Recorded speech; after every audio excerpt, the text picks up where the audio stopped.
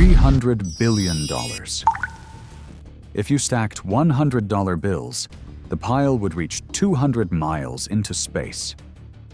This is the weight of the debt hanging over a single company, Evergrande.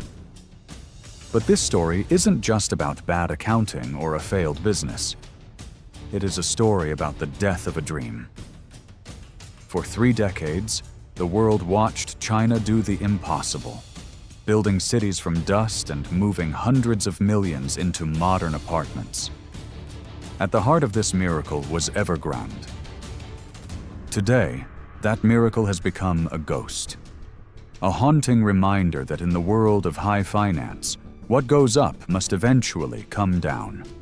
And the faster the ascent, the more violent the crash. To understand the collapse, we must understand the architect, Hui Ka Yan. Born in a rural village in Henan, Hui grew up eating moldy sweet potatoes. He was the poor boy who saw the dawn of China's reform and opening up. In 1996, he founded Evergrande in Guangzhou. The timing was perfect.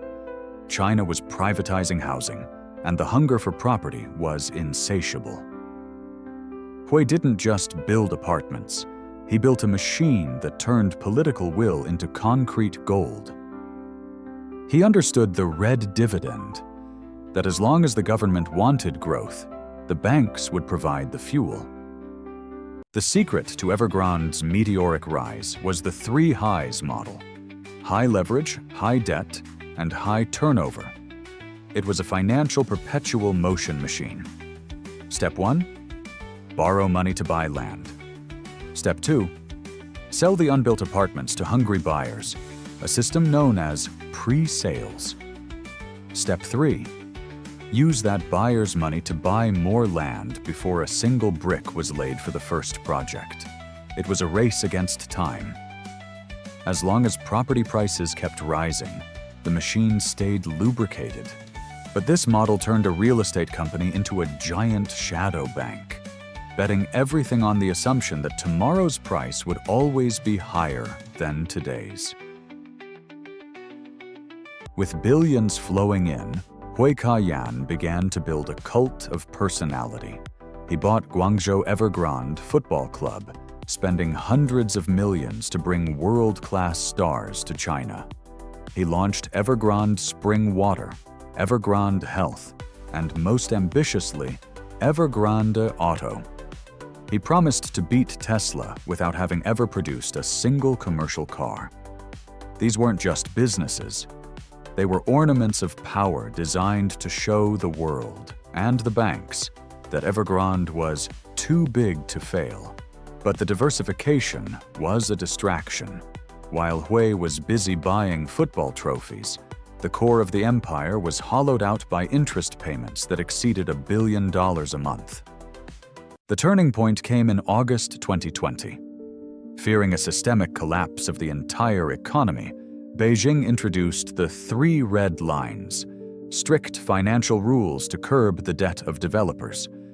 Overnight, Evergrande's credit card was cut off. The perpetual motion machine stopped. The music ended, but Hui was still dancing. Suddenly, the pre-sales money was frozen, and the debt was due. Protests erupted at Evergrande's headquarters, not just from investors, but from construction workers and ordinary families who had poured their life savings into ghost apartments that would never be finished. The house of cards began to fold in slow motion, sent through a chaotic restructuring that left global markets trembling.